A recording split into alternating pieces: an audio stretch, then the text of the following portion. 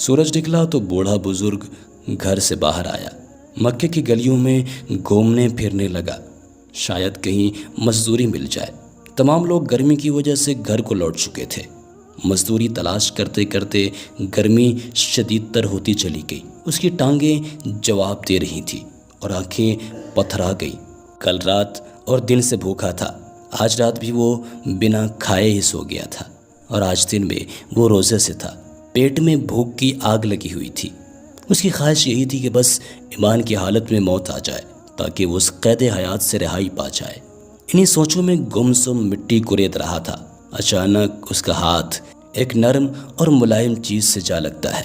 اسے کچھ یوں محسوس ہوتا ہے جیسے کہ سانپ کی دم ہو۔ وہ اپنا ہاتھ کھینچ لیتا ہے، پھر دل میں خواہش پیدا ہوتی ہے کہ کاش یہ سانپ مجھے ڈس لے اور میں جلد از جلد اس دنیا سے چلا جاؤں۔ لیکن ساتھ ہی خیال آتا ہے کہ مومن کے لیے کہاں جائز ہے کہ موت کی تمنا کرے۔ خودکشی کرنا اسلام میں ناجائز ہے، اسلام میں سخت حرام ہے۔ چنانچہ اس نے اللہ سے معافی مانگی اور دوبارہ اس چیز کو غور سے دیکھنے لگا۔ اسے بڑا تعجب ہوا کہ یہ بے حس و حرکت پڑی ہے۔ اس نے اسے پاؤں سے ٹھوکر بھی مارا، لیکن وہ چیز جوں کی توں پڑی رہی۔ اس نے ہاتھ سے مٹی ہٹا کر اسے پکڑا تو ہمیانی نکلی جو سونے کے دینار سے بھری ہوئی تھی۔ اسے دیکھ کر بھوک اور پیاس ختم ہو گئی، اعصاب میں نئی قوت پیدا ہو گئی، بلکہ مانو جسے جوانی ہی لوٹ آئی ہو۔ سوچنے لگا، میں کتنا خوش نصیب ہوں، یہ مال اپنے گھر والوں کے ہاتھوں میں تھماؤں گا تو کس قدر خوش ہوں گے۔ وہ اس وقت حسین اور روشن مستقبل کی امید میں خوشی سے پاگل ہو رہا تھا۔ اچانک ایمانی حس بیدار ہوئی اور دل میں القاء ہوا، یہ مال تیرا تو نہیں، بلکہ یہ تو کسی اور کا ہے جو کہ گم ہو گیا ہے۔ سال بھر اعلان کرنے کے بعد اس صورت میں تیرے لیے حلال ہوگا جب اصل مالک نہ ملے۔ جب سال کی مدت اور اپنے رات کے کھانے کا تصور کیا تو پھر طاقت جواب دے گئی، کیا خبر سال بھر زندہ بھی رہوں گا یا نہیں، اور یہ بھوکی ننگی بیٹیاں کیا کھائیں گی، کیا پہنیں گی۔ خواہش پیدا ہوئی کہ تھیلی کو واپس اسی جگہ رکھائے اور آزمائش میں نہ پڑے، لیکن بذات خود دانا اور عقل مند انسان تھا۔ جانتا تھا کہ اگر گمشدہ مال کو دیکھ کر چھوڑ دے تو کوئی ذمہ داری نہیں ہوتی، لیکن اگر اسے پکڑ کر دوبارہ رکھ دیا جائے تو ذمہ داری رکھنے والے کی ہوگی۔ اسی قسم کے تفکرات دماغ میں ٹکرانے لگے۔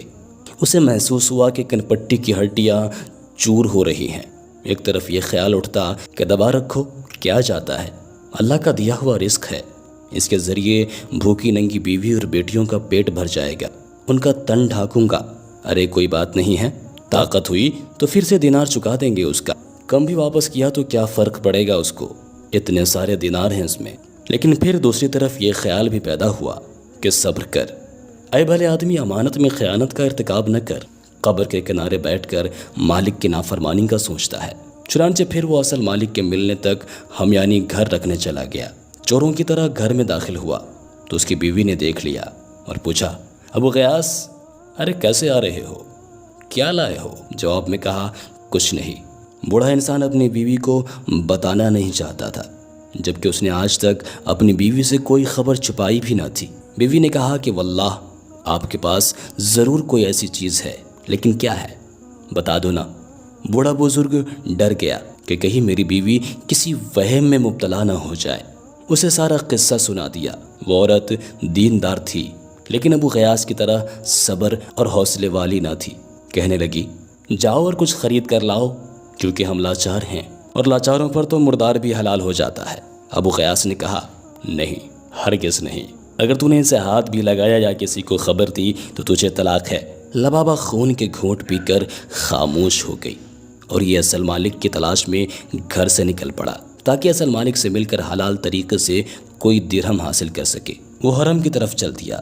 حرم میں ایک نوجوان محمد بن جعفر طبری زیر تعلیم تھا۔ طبری کہتے ہیں کہ میں نے ایک خراسانی کو یہ اعلان کرتے ہوئے سنا، اے حاجیوں کی جماعت، میری 1000 دینار سے بھری ہوئی تھیلی کہیں گم ہو گئی ہے، جو کوئی اسے واپس کرے اللہ اسے دگنا ثواب دے گا۔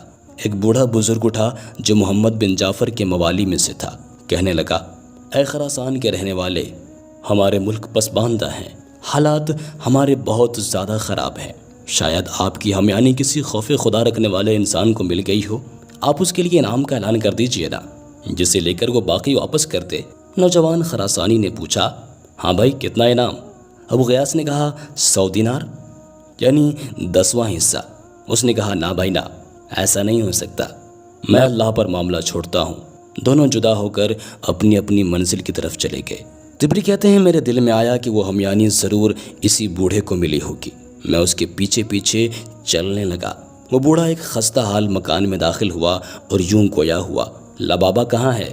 लबाबा ने कहा, हाजिर हूँ अबू गयास। बूढ़े ने कहा, मैंने एक शख्स को उसकी हमयानी की तलाश में फिरते हुए देखा है। मैंने उसे ये भी कहा है कि तू उसके वापस करने वाले के लिए 100 दिनार इनाम का ऐलान कर दे, लेकिन वो नहीं मानता। अब हमें क्या करना चाहिए? मेरा तो इरादा है कि हम यानी उसको वापस कर देते हैं। लबाबा ने कहा, अबू गयास, हमें तेरे साथ 50 साल फ़क्र फाका में गुजारने पड़े। तेरी 4 बेटियां हैं, 2 बहनें हैं, एक सास और 8वीं मैं हूँ। अबू गयास, अल्लाह बड़ा मेहरबान है, उसकी शान इस अमर से बुलंद है कि ऐसे आदमी को अजाब करे जो उनका वाहिद कफील हो। तूने ना तो चोरी की है, ना कहीं डाका डाला है। ये माल तो अल्लाह ताला ने तेरे सामने रखा है, तो उसे क्यों ठुकरा रहा है? क्या अल्लाह तुझसे उन औरतों के मुताल्लिक सवाल ना करेगा? तिबरी कहते हैं कि मैंने बूढ़े के चेहरे को बगौर देखा।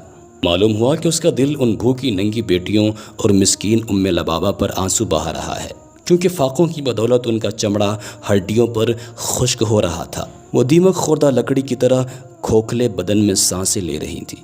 उसके दिल में आया कि कुछ दिनार खर्च कर लूं, लेकिन फ़ौरन याद आया कि 50 साल सब्र से गुजार दिए, और आज जबकि टांगे कब्र में लटकी हुई हैं तो 50 साल के सब्र को एक दिन की लज्जत पर क्यों कुर्बान करूं? और फिर अल्लाह ताला मेरे अहल व अयाल पर रहम करेगा। दिल को हौसला देकर बोला, मैं ऐसा नहीं करूँगा। 86 साल बाद अपनी लाश को कब्र में नहीं जलाऊंगा। तिबरी कहते हैं कि उसके बाद मियाँ बीवी खामोश हो गए और मैं वापस चला गया। मगरिब की अजान हुई तो बूढ़ा बुजुर्ग दिन भर के कमाए चंद टुकड़ों पे अहलो अयाल समेत अफ्तार करने बैठ गया। बाकी लोग अनवा व अक़साम के उम्दा उम्दा खानों से मज़े ले रहे थे और उन्हें इस बात का एहसास भी नहीं था कि रमज़ानुल मुबारक, जो कि कुर्बानी और सखावत का महीना है, अल्लाह ने भूखा प्यासा रखने के लिए रोज़े फ़र्ज नहीं किए थे, बल्कि इसलिए कि मुसलमान वक्ती और इख्तियारी भूख के ज़रिए महसूस करें कि दुनिया में ऐसे लोग भी हैं जो भूख पर मजबूर हैं। उनकी हालत पर गौर करके अपने ऊपर अल्लाह की बेपाया एहसान याद करें। जो लोग उम्दा उम्दा खानों से पेट भर कर मस्त हो जाते हैं, उनके हमसाये भूख से सीधे खड़े भी ना हो सके, तो ऐसे लोगों का ईमान कैसा, ऐसे लोगों का रोज़ा कैसा? बूढ़ा बुजुर्ग यही सोचता रहा और मुसलमानों की हालत पर कुढ़ता रहा। फिर कहता, अल्लाह ताला ही नेकी का इल्हाम करने वाला और रोज़ी तकसीम करने वाला है। उसने आज रात भी भूखे गुजार दिया और खजूरें और रोटी के चंद टुकड़े बूढ़ी सास और बच्चियों में तकसीम कर दिए। तिबरी कहते हैं कि अगले दिन खरासानी हरब में फिर वही सदा लगा रहा था कि कोई मेरी 1000 दिनार वाली हमयानी वापस कर दे तो अल्लाह उसे दुगना अजर देगा। बूढ़ा बुजुर्ग उसकी खिदमत में अर्ज करने लगा, ऐ नौजवान, मैं तुझे कहा था कि हमारा मुल्क बेआबो गया है, वसाइल ज़िंदगी कम है। शायद वो हमयानी किसी खौफे खुदा रखने वाले को मिल जाए तो इनाम के लालच में वापस कर दे। चलो 100 दिनार न सही, 10 दिनार का ही ऐलान कर दे। उसने कहा, हरगिज़ नहीं, बल्कि मेरा और हमयानी का मामला अल्लाह की सुपुर्द है। उसके बाद दोनों जुदा हो गए। तीसरा दिन हुआ तो खरासानी नौजवान फिर हरब में वही सदा लगा रहा था और वही बूढ़ा खड़ा हुआ और कहने लगा, है नौजवान, तूने 100 दिनार देने का ऐलान करने से इनकार कर दिया, फिर 10 दिनार इनाम से भी इनकार कर दिया, तो आज 1 दिनार का ही ऐलान कर दे। शायद कोई हमयानी उठा लाने वाला इस दिनार के लालच में वापस कर दे। खरासानी ने कहा, नहीं, बल्कि मैं क़ज़िये का फ़ैसला अल्लाह ताला पर छोड़ता हूँ। बूढ़े बुजुर्ग की उम्मीद का आखिरी सहारा भी टूट चुका था और सोचने लगा कि अभी तो 1000 दिनार हाथ में है, सारा न सही तो 1 दिनार ही रख लूँ कि भूखे नंगे बेटियों का सामान कर लूँ। लेकिन दीनी जज्बा फिर से मोजज़न हुआ और क़यामत के दिन के ख्याल से डर गया। सोचा, 50 साल के सब्र को 1 दिन की लज़्ज़त पर कुर्बान कर देना सरासर घाटा नहीं तो और क्या है। अबू गयास ने खरासानी नौजवान से कहा, आओ और अपनी हमयानी ले जाओ। तिबरी कहते हैं कि मैंने उनके पीछे पीछे चलना शुरू कर दिया। जब दोनों घर के दरवाजे पर पहुंचे तो शेख अंदर दाखिल हो गया। थोड़ी देर के बाद बाहर आया और खरासानी नौजवान को अंदर ले गया। मैं भी उनके साथ अंदर चला गया। शेख ने अंदर जाकर महफूज जगह से हमयानी निकाली और नौजवान से कहा, क्या तेरी हमयानी यही है? नौजवान ने कहा, हाँ। फिर बूढ़े बुजुर्ग ने हमयानी का सर खोलकर दिनार दामन में पलटे और गिने तो पूरे 1000 निकले। फिर कहा,